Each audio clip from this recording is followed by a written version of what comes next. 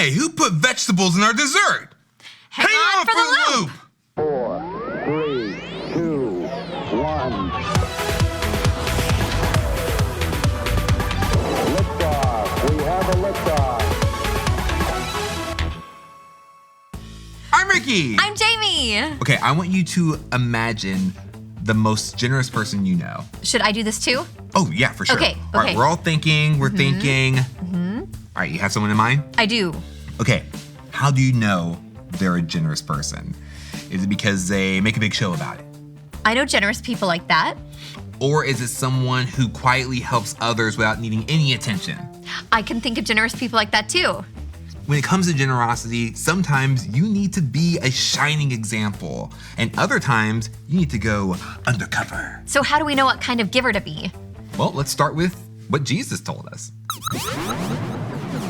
Jesus of Nazareth, one of the most influential people in history, taught that the truly good life flows out of a close, intimate relationship with the creator of the universe. Yeah, Jesus believed this was the ultimate treasure of human existence, receiving God's love. And Jesus said, doing righteousness is our response by giving that love back out to others. Now, Jesus also lived in a culture where showing your devotion to God publicly will increase your reputation. So, it would be easy to turn your intimacy with God into a performance to get public praise. Exactly. And so, in a group of his teachings called the Sermon on the Mount, Jesus warns his followers about that temptation. Be careful that you don't do your righteousness in front of people for the purpose of being seen by them. If you do, you will have no reward from your Father in the skies. So, acting like you're close with God might gain you social status or applause. But, Jesus says, that's really all you're going to get. Jesus describes this performance as being a hypocrite, which comes from the Greek word hypokrites, which refers to a stage actor putting on a show. So, how can I know if I'm becoming a hypocrite? I mean, that seems like an easy trap. Yeah, it's super easy. And so Jesus offers 3 case studies. He uses the 3 most common ways in his day that Jewish people expressed their devotion to God, beginning with generosity. So then, when you give generously to those in need, don't signal it with a trumpet, as the hypocrites do in the town squares or streets. They do that to be honored by people. And I tell you the truth, they have fully received their reward. So, in Jesus' culture, public displays of generosity were a way to celebrate God's generous love. But they could also become a way to promote yourself. So Jesus offers an alternative. When you give generously to those in need, don't let your left hand know what your right hand is doing, so that your giving is done privately. And your Father who sees what is done in private, he will fully reward you. So, one foolproof way to make sure your generosity is really done out of love is to do it in ways other people can't see. But didn't Jesus also teach to let your light and good deeds shine as an example for others? Well, yes. When you consider all of Jesus' teachings on generosity, we see he regularly called his followers to give generously because it displays the heartbeat of God's love. But be careful and self-critical, he says. If there's even a hint of inner hypocrisy, it's probably wise to do your giving in private. It would be easier if Jesus just gave one clear rule. Maybe, but what he's given us is wisdom, and that forces us to cultivate a closer relationship with God, trusting that he'll show us when to give in private or more publicly. The best gifts don't always need a spotlight. Oh, hello, Mystery Hand. Thank you. Good to see you. Goodbye. You always need to eat your veggies. True. But don't worry, we cleverly disguise healthy ingredients in food you love. Oh my. We're gonna play a game called What Good Thing Did We Put in This Dessert? We'll serve you a dish, you'll give it a taste, and then try to guess what healthy ingredient we secretly added. Okay. Can you find what's hidden in plain sight? I'm excited to try this game. Bring on the food. All right. Okay. Oh, These look like normal chocolate chip cookies. they do. Did we add chickpeas, cauliflower, or butternut squash? Ooh, all of those are great options. They Okay. really do. Okay, are we okay to smell it? Oh, it smells like a chocolate chip cookie. It smells like a normal chocolate chip cookie. All right, taking a bite. 3, 2, 1.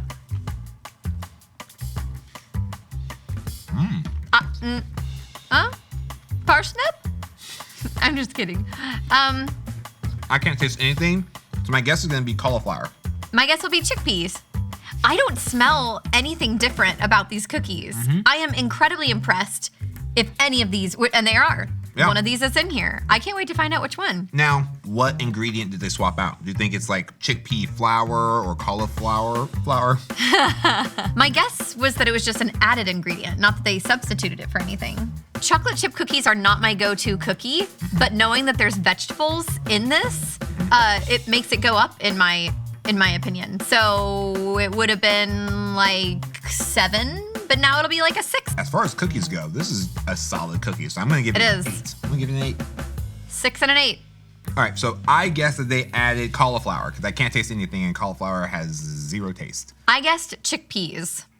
It's chickpeas. Oh my goodness! It's chickpeas? That's so cool. Wow. Okay, is it like chickpea flour?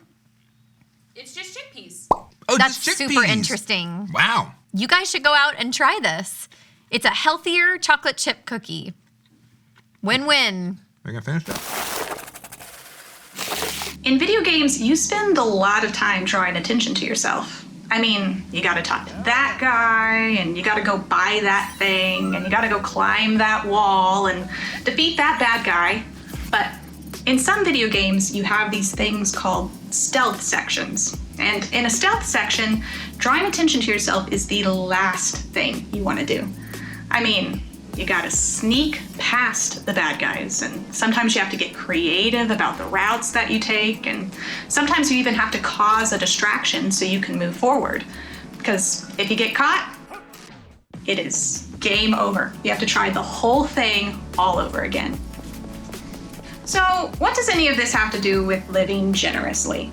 Well, Jesus said that we were supposed to give to others in private.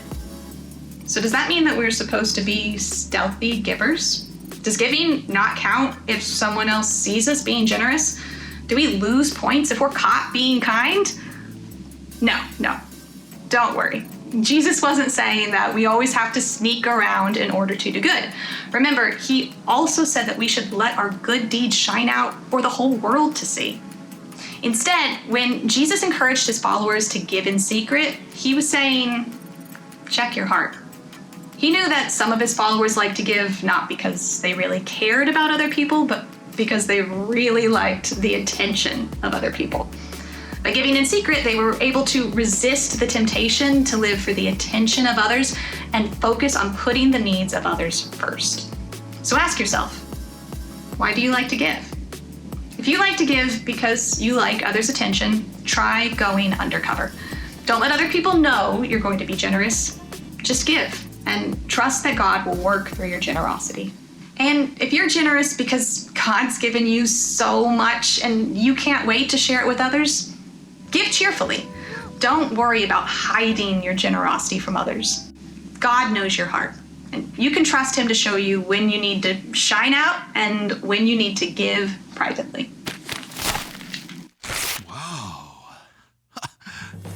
If you or someone you know has been caught being generous, hire me, Tom Tate. I'll keep you humble.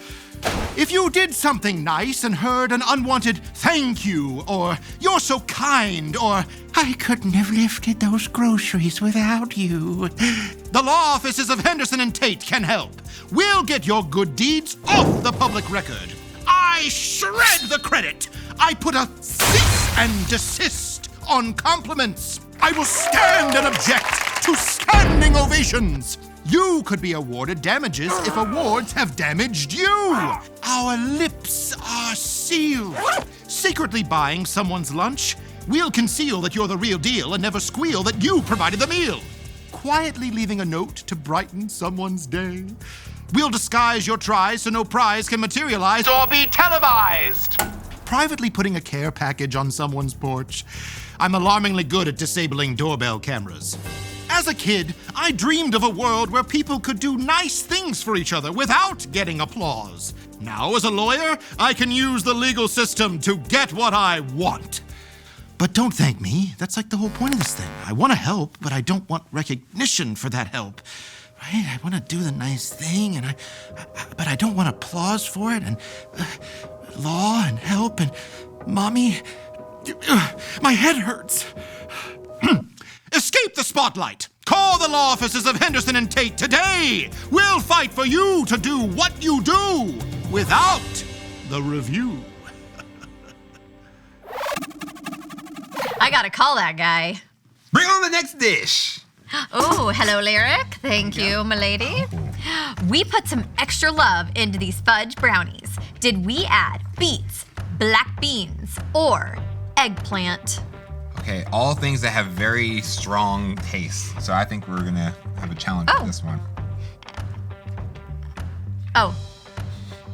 It's This- very moist. Yeah, it has a very interesting taste. So it tastes like a brownie, and then you chew it, but then there's like some aftertaste, and I don't know what that is. Beets, black beans, or eggplant. I feel like it's very dense. But yeah, there is this like lingering taste after. I feel like I might see little like air pockets in this that look like the size of beans. You see like right there and right there and there. I mean, that's just normal air pockets. Well, I'm thinking those are bean pockets. So that's my guess. Black beans. This is no Little Debbie's, but it's still a brownie. It tastes good, but the aftertaste is making me think there's something else in here. Yeah, it's which there is. I just don't know what. Oh, you know what? Jayme, you might be right. Did you find a bean? No, I just think those air pockets just might be farts. I'm thinking black beans. I'm also thinking black beans. It was beets. Whoa! I feel like the last time that I ate a beet, it tasted like dirt, and this does not taste like dirt. Jayme, you took the words straight out of my mouth. Really? That's exactly what beets Yeah. taste like to me. Dirt? Well, what's in here? What's in the brownie? Beats me. Oh, there it is. No, he wants to keep going. Beats me. I mean, I do feel like maybe I see a little bit of a red shine on it, like a red beet. Because what I thought was going to be in here was avocado. One time, my parents tried to be like, we're going to make healthy brownies. And I think they used avocados instead of some kind of mixture, and it was terrible. Bring on the next dish. Nothing's going to beat this. All right, our third dish has arrived. These monster cupcakes are pretty healthy. Did we add broccoli, spinach, or zucchini? Oh goodness, this is gonna be tough because they're all green. Right. What if it's like all of the above? All right, let me take a bite. That's really good. Wow. This has been a great experience. One of Yeah. my favorite Luke Show challenges. I'm eating my vegetables. I'm getting a dessert. Wow. Okay, I'm not thinking broccoli because I feel like broccoli, like you'd be able to taste that more. Ooh, it's zucchini. There's like a little aftertaste that's almost banana-y. It's zucchini. Yeah. Final answer. Okay, I'm gonna go with spinach because I feel like the cake would be more moist if it was zucchini because I feel like it's a No. little dry. See the little dots in there? That's zucchini. You could absolutely be right. Do you want me to go with you? No, I'm just letting you know I'm absolutely right. You can guess a wrong thing if you want. Just to possibly guess wrong, I will say spinach. It's spinach. Whoa! It's not moist enough to be zucchini. How? I think there's more water in zucchini, and so that makes the bread more moist. But this is spinach, Did and you also not make made it up with this bananas? much Who water. made this? Did you also make it with bananas? Yeah! I think that's the fibers that you're seeing is from the banana. Okay. I mean, it's not the thing I was supposed to be guessing, but it's in there. So I was right about being wrong, but I was right. Anyway, It's really good. beats me. Hey, what's up, Luke? I wanted the chance to share with you about what I learned through giving in private. And see, I remember this time that I was able to share pizza with someone who was in need. And what really grew my faith during that time was knowing that I was doing the right things, the Christ-like things, without being seen for the right reasons, just like Jesus instructed. And through the Sermon on the Mount, Jesus gave his followers a generosity tip. And he didn't want us to make giving this big show, but he knew that we'd be tempted to give only to increase our status or to promote ourselves. And see, he gave us this tip to get around that, and it was finding creative ways to give in private. And he even said this: when you give to someone in need, Don't let your left hand know what your right hand is doing. Jesus wants us to give because we want to help, not because we want people to clap for us. So if you're worried about only doing it for the likes, try giving in secret. See, it's kind of like a pebble that's dropped into a pond. And even a quiet act can make a big difference. The ripples spread out farther than you think. And Jesus says that God sees every kind and generous act that you do, even when no one else does. So I want you to try this. Do something generous this week without telling anyone. Go undercover and give a gift. Help a friend. Write a note. Avoid the spotlight. Being a generous person without a crowd teaches you to have the heart to do it for the right reasons. You have a challenge. Go out and be generous this week without a spotlight. If you need tips on how to give, we have a lot of videos on our channel about generosity. Ask God when you should give as a shining example and when you should go undercover. Get creative on how to give your time, talents, and things. Give people your eyes, ears, and heart. In short, be generous. Until next time, Enjoy the ride!